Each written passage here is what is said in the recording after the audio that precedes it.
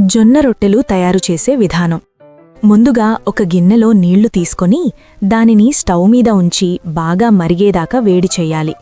అలాగే ఒక పెనం తీసుకొని దాన్ని శుభ్రంగా చేసుకున్న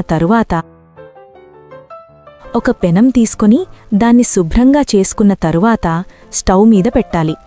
ఒక బేషన్ గిన్నె తీసుకొని దానిలో కావలసిన అంత పిండిని తీసుకోవాలి.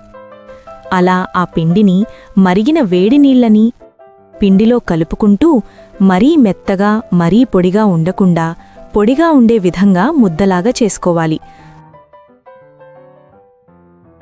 ఆ తరువాత కొన్ని నార్మల్ నీళ్లు తీసుకొని ముద్దలాగా తీసుకున్న పిండిలో కొద్ది కొద్దిగా నీళ్లు పోసి కలుపుకుంటూ దానిని ఒక గుండ్రంగా చేసుకోవాలి. అలాగే కట్ చేసిన కవర్ మీద చపాతీలాగా చేసే డబ్బా మీద మంచి నూనె రాసుకొని దానిమీద పిండి ముద్దని ఉంచి చపాతీలాగా అయ్యే విధంగా పెద్దగా చేసుకొని స్టవ్ మీద ఉంచిన పెనం మీద వేడి చెయ్యాలి. అది కాలిందా లేదా అని ముందు వెనుక తిప్పుకుంటూ చూసుకుని దాని యొక్క రంగు మారిన తర్వాత తీసివెయ్యాలి. పెనం మీద ఒక జొన్న రొట్టె వేడైతుండగానే ఇంకొక జొన్న రొట్టెను తయారు చేసుకోవాలి.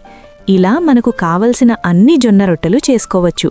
ఇదేనండి తయారు చేసుకునే విధానం.